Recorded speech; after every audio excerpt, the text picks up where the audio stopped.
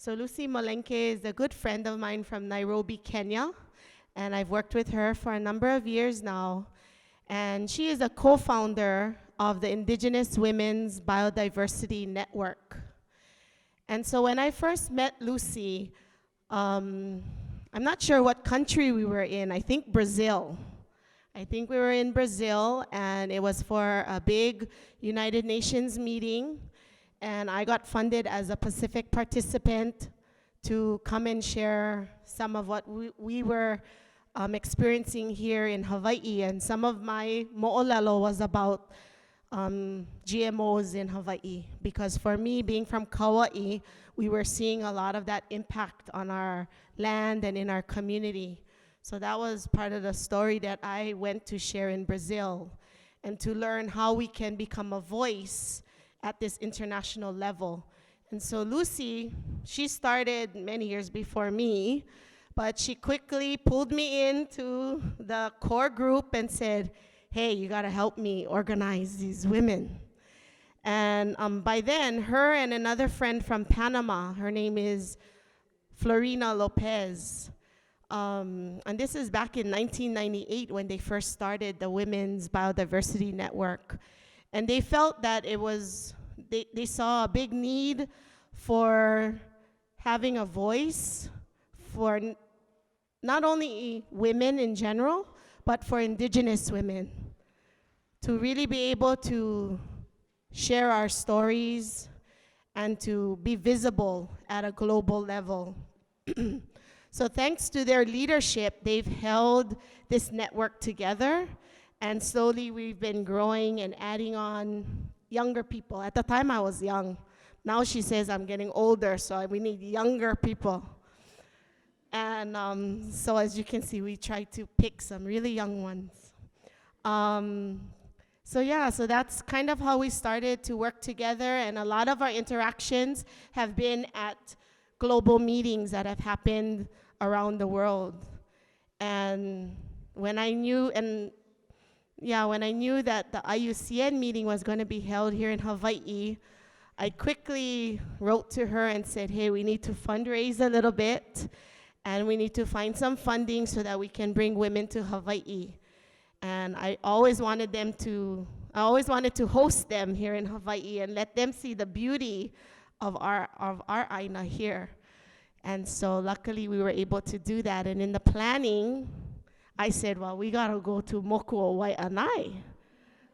You know, you cannot come to Oahu and not see the beauty of our island, including Mokuo Wai'anae, which has become a big part of my life, especially because of our partnership. So we dedicated, we didn't even go to the convention center today, because I said, no, we gotta take our time and go malie out to the coast. You can see the beauty. And then luckily Paula had jumped in with us, and she had shared with us. We took them to the end of the road and tried to share some of the vahipana in the area, as well as some of the good food. So we went to Ma'o Farms. Our visit there was way too short because they had so many questions when we left. And then we went to Kahumana Farms and we had food. And we just ate a few hours ago. So they're like, you're always feeding us. I said, welcome to Hawaii. Next to her is Alisi, and Alisi is joining us from Fiji. Alisi currently works for an NGO, or a non-governmental organization called Coral. And she's just starting in this role, but she's done a lot of activist work as youth in Fiji, and really trying to do trainings with the communities, bringing different issues like mining, and just really important issues to the forefront, and having these voices be heard by the youth. So you'll love her story as well. Well, I've introduced myself. I'm from Fiji. There's a map there. I hope you can all see it. Fiji is kind of like the hub of the Pacific. It's like right in the middle. And then you have Tonga, Samoa, Solomons, Vanuatu, Tuvalu, all these other Pacific Island countries right around it. And I'm 28, I've lived there all my life, traveled a fair bit too. And you can see there's two islands. So the one on top is the island where I'm originally from. Our province, or Moko, is Bua. And I came to this representing the young people from my province. And we have a network called Bua Urban Youth Network. Urban because we now all live away from our villages in urban areas. Our parents or grandparents went there a long time ago. But we still have very strong connections to where we're from and our roots, and we always go back every holiday or anything like that. And well, I guess we can go on to the next slide and then the one after this one. So that's the name of our group, Urban Youth Network. And as we go on, I can explain about what we are and what we do. So we're a network of young professionals that work outside of our province, outside of our villages. Fiji has 2 city centers, Suva and Lautoka. And what we want to do is to commit to ensuring that our villages and traditional networks benefit from our education and our professional experiences, because there's no value in your parents in the community working so hard to get you that higher education, and then you just leave and you kind of turn your backs on it. Everything you learn, you have to take it and give back to your community. And so that is what this network was striving to do when we started. When we looked at ourselves internally, we tried to list out all the things that we valued as a group, because understanding what you value can give you the direction that you want to take. So we looked at passion, unity, dignity, stewardship, harmony, rule of law. And one of the very important things for us too is our faith in God. Very spiritual as well from where we come from. And we also recognize that in Fiji, we have a very well-established administrative structure for our indigenous communities. We have very well-established government structures supporting all these things. We have our Ministry of Youth that has all these networks. So they all have these structures that are already there, but we didn't come in wanting to replace them. We actually sort of came in to fill in a gap that was existing between our land, our people, our vanua as we call it, and the issues and how it was being addressed. And they were not necessarily always accessible to all the information and the resources that they needed. So that's where we came in. When we started, I'd shared this a bit earlier, we started off as a social group. We were in university, you come in and then you find out there's all these people from your province and all these different areas doing this and that in the university, and you didn't know them.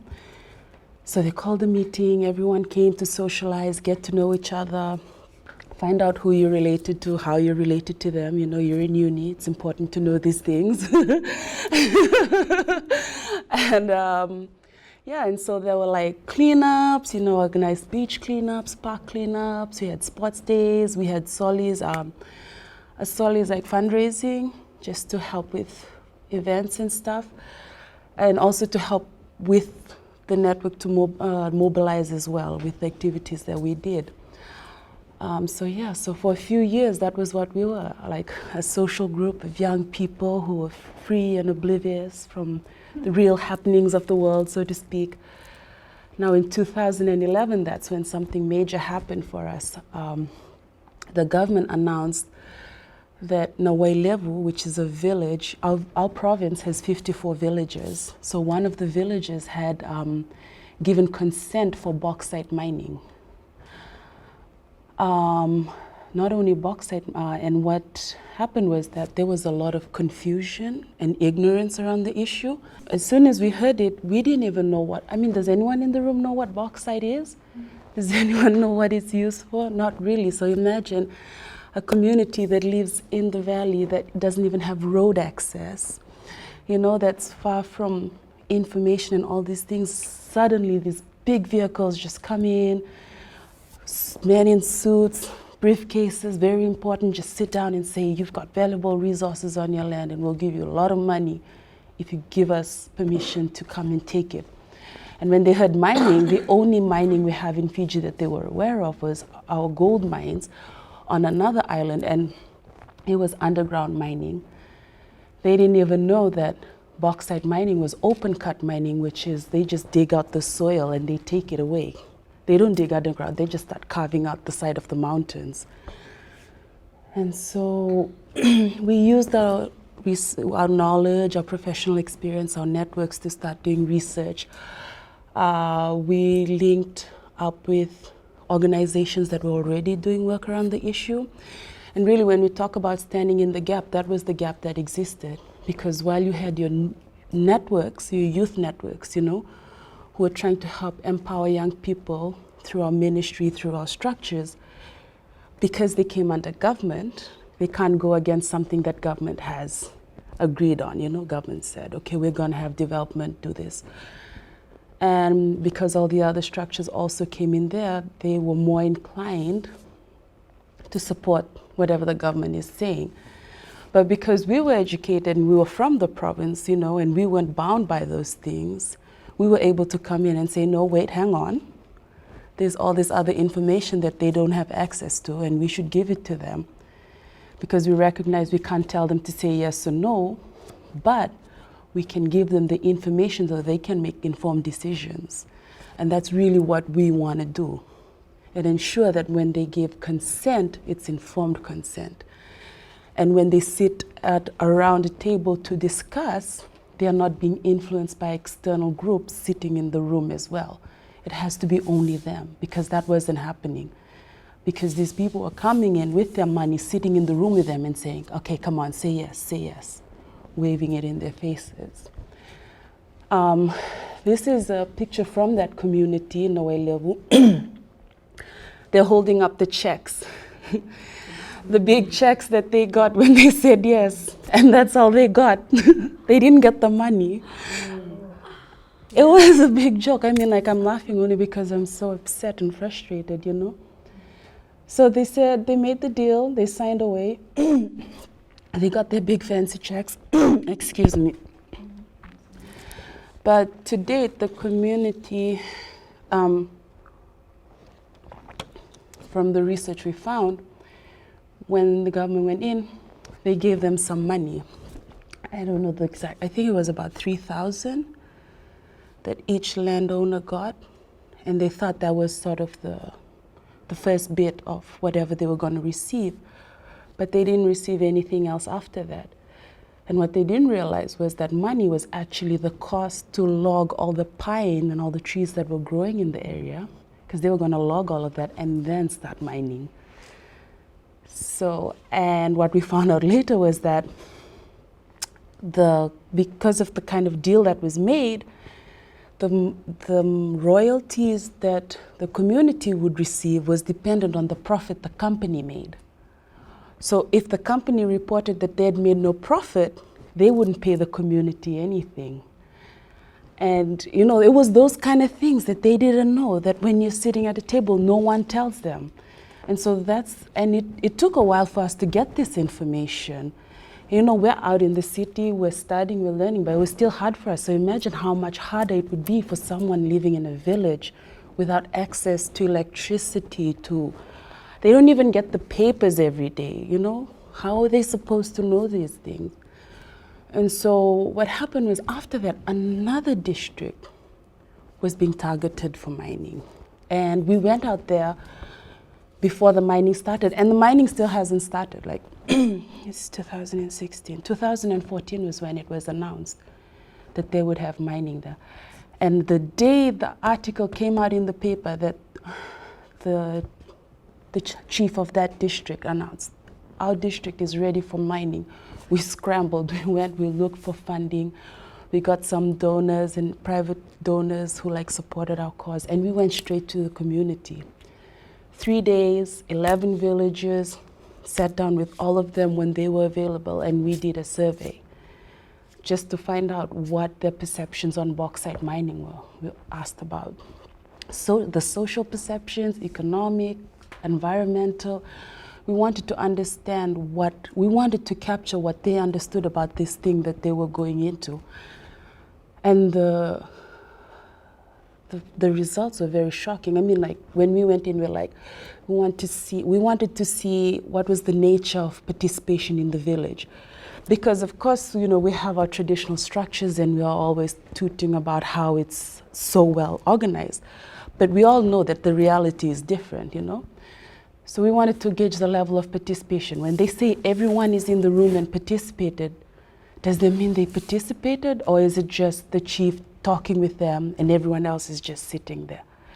When they say they all said yes, what does saying yes mean to them? That whatever the chief says, they agree, or did they speak? Because these were the issues that were happening, because most of the time the men and the young, and the women and the youth would always just be sitting quietly at the back, and it was just the older men who'd be in the front having the conversation. And we wanted to capture all of that. And we wanted to capture what was the recognition of the monetary and relational value of their resources.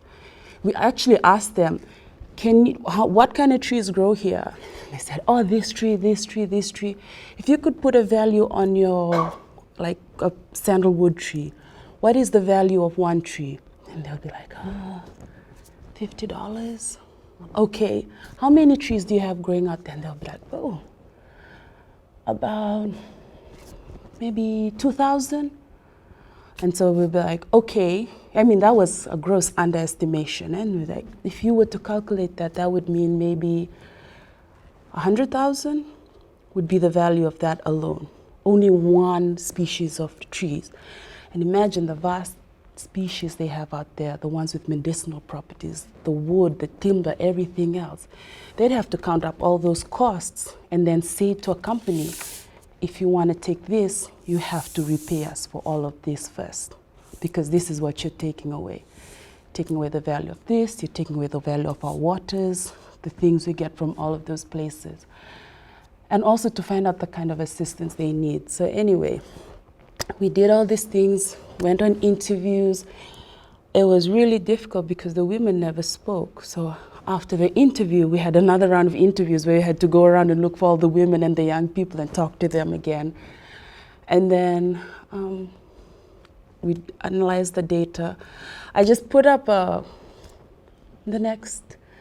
it was just like the questions we asked, because you're in a village, you can't ask too many questions. You have to just like ask a few. If not, they just, you know, they'll get tired.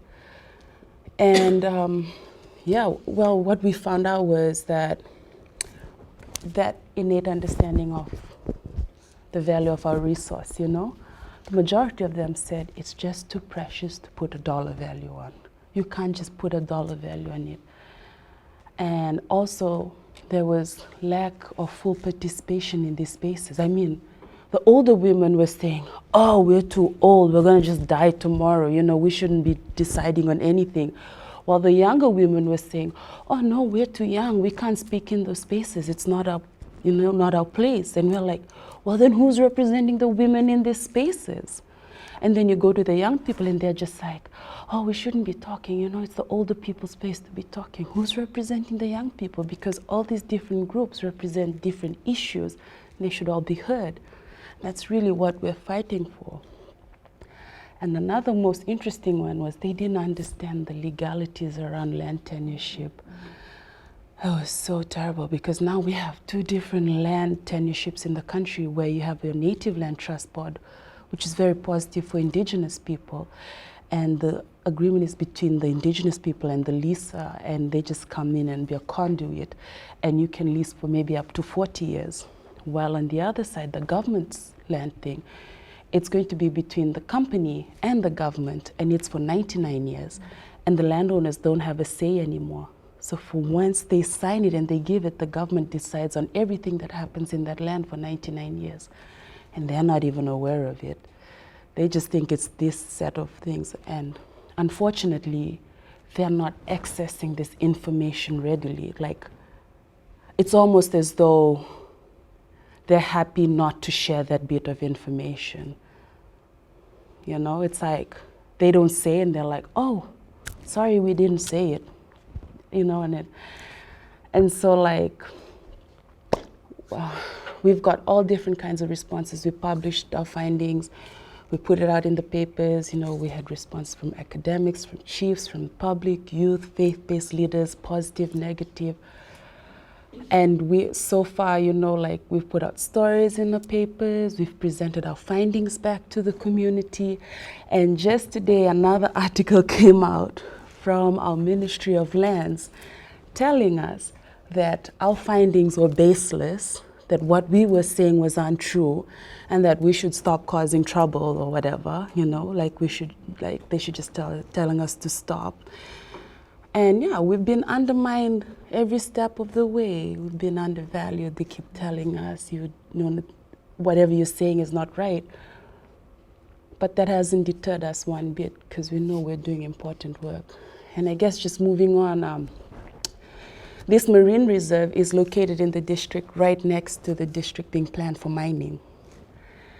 And the largest river, like right on the top left corner, the river coming down is the river from that district. And if mining were to happen, everything would just go in the water, tailings, chemicals, all of that. And it would go out right into these marine reserves that feed that entire coast. And so even when they talk about, even when the government's saying, we've gone to that landowning unit and they've given us permission, but we tell them back, what about everyone else living around there? Because the effects of that mining won't be limited to that land-owning area. It will affect everyone. And they should all be seated at the table to have that discussion. So that's where we are, that's what we do. I think I'm a bit too young to be worrying about these things. Yeah. But yeah, it's good we're starting early. I think, I hope. But anyway, I just want to share a few things about that marine reserve, because we work there with the organization I work with, Coral Reef Alliance. It's a marine reserve. It has so much value in tourism, food security, the cultural value, and it has one of the largest biodiversities. And up until before the Cyclone Winston hit us in Feb of this year, it was one of the top 5 dive sites in the world. So there's a lot more value in preserving that than destroying it. And we have all these success stories from the projects in the reserve. You know, we have ongoing management because of the funds raised from running it. They're able to have scholarships to support young people from that province, from that district, to go for higher education in tertiary schools. They do their own community projects. They don't sit around and wait. They try and also tackle their issues like illegal fishing, poaching, and all these other things. And I just wanted to share last one, because of all the work they've done, because they can mobilize by themselves. When the cyclone hit us on Feb 18th, I think, it was a Saturday. And so from Saturday, Sunday, Monday, Tuesday, I couldn't get in touch with that community, that district, with the 11 villages, Kumbula, the one next to the one planning to be mined. When I got in touch with them on the Tuesday after the cyclone hit on Saturday, I was like, what's going on? And please give me a time check if I'm going too long. This is my last bit. And so when I called to ask how they were doing, they were like, oh, we're good. We've already cleared all the roads. There's only 3 villages that are inaccessible because the large trees have fallen over it. Everyone's got access to this, this, and this. We've collected everyone these different halls. The guys with access, and then I was like, okay, so what do you guys need? Because, you know, for the first few days, it was just food, water, clothes, and they were like, oh, we just need chainsaws, we need chainsaw oil, we need brush cutters, you know, like, they were far ahead, you know, they had organized, mobilized, they already had the food, shelter, and stuff sorted. They're already planning on clearing and rebuilding. They're like, we need pinch bars, we need nails, and this. And it just shows how our structures, how indigenous structures and things can mobilize on its own and do work. And that can only be strengthened if we have support from all sides, from our government, from private organizations, from other stakeholders, because it's already in existence and it works. It's worked for thousands of years. And that's how we do our work with Coral, and I'm so happy about that. But I hope that can become more of what's being done and also that we don't get undermined all the time and they listen to us and don't just like, you know, shrug their shoulders and say, oh, they're just young people trying to cause trouble, young women. But yeah, that's from me. Thank you for listening.